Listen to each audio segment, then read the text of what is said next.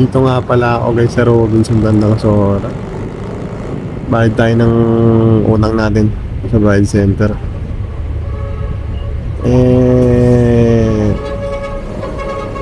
Pag utang kasi diba, is obligasyon mo magbayad diba?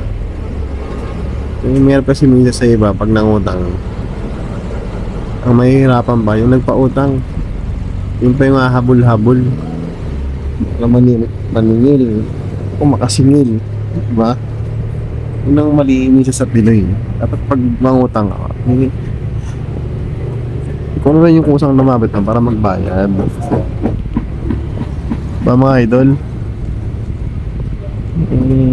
Shoutout dyan sa mga taong ganun. Mangutang kayo dapat obligasyon yun, bayaran nyo kung ride kayo.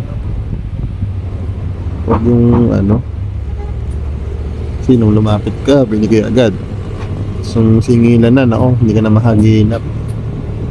Ano nangyari sa mundo pag yun lang, sabi ko lang kasi napasama kasi ganun nangutang, wag ko siya rin magbayad ba real talk lang yun, real talk. Yun, napakalinis ng Commonwealth anyway, ang kanina doon sa likod may huli, buti lang hindi ako nakita. Naka-short pa naman ako at naka-chinelas. Wala na kasi bayad center dito sa Pure Gold, kaya pupunta ako Robinson doon sa Ora. Dahil pa nang inigutang ko, pero okay lang. Ako dungis na pa na ni Max dumi-dumi na ng motor. Parang ligo-ligo to. Isang buwan na ata may kita walang ligo-ligo to. Wala nang hugas-hugas.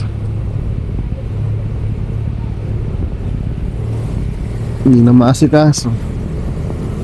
Gawa ng busy rin sa trabaho. Wala na rin panahon. Umaga, tulog.